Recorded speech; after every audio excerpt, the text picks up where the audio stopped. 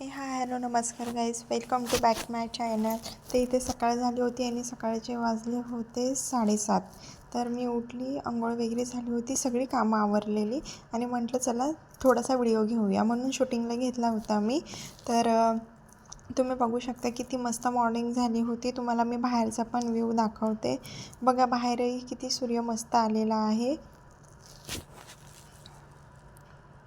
इतका बाहेर छान वाटतं ना सकाळ सकाळी, खूप मस्त वाटतं. बघू शकता तुम्ही, खूप मस्त वाटतंय. आणि देवपूजा पण करायची बाकी होती. म्हटलं आधी तुम्हाला बाहेरचा व्ह्यू दाखवते आणि मग देवपूजा दाखवते. तर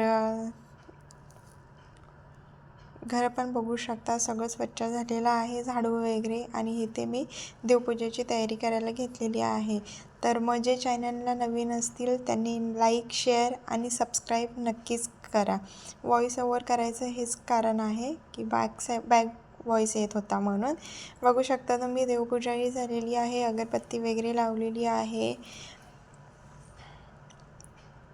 ही लाईटिंग लावलेला व्ह्यू आहे आणि आधी जो होता तो विदाऊट लाईटिंगचा होता. तर कमेंट करून नक्कीच सांगा कोणता व्ह्यू चांगला वाटतो आहे.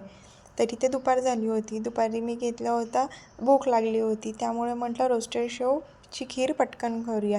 तर अगदी सोपी आहे. तुम्ही कढईमध्ये तेल, तूप किंवा डालडा घेऊ शकता. त्याच्यामध्ये हे रोस्टेड शेव जरा थोडेसे, हे रोस्टेडच असतात, भाजलेलेच असतात, पण थोडेसे हलके आपल्याला भाजून घ्यायचे आहेत. बघू शकता मी कशी करते, अगदी सोपी आहे, काही अवघड नाही. 5 मिनटामध्ये होणारी अशी ही खीर आहे, झटपट, आणि पोटही भरतं याने. आता ही मी भाजून घेते आहे. एका हाताने मला काही होतच नव्हतं, तरी पण ट्राय केलेला आहे. बघा नंतरला माझे ना हे करपूनच जातात. तुम्हाला दिसेल बघा, पुढे थोडेसे असे ब्लॅक होतात कारण. आणि ह्याच्यामध्ये मी थोडे मनुके टाकलेले आहेत. आणि जेव्हा मनुके असे फुगतात ना, मस्त कुक होतात, तेव्हा खूप छान लागतात ते टेस्टला. मग तुम्ही हे ट्राय करा. मनुके टाकायचे आणि काजू बदाम वगैरे आवडत नाही. बघा थोडेसे लागलेले आहेत, शेव काळे झालेले आहेत. तर ह्याच्यामध्ये थोडं पाणी टाकायचे आणि शुगर ॲड करायची आहे.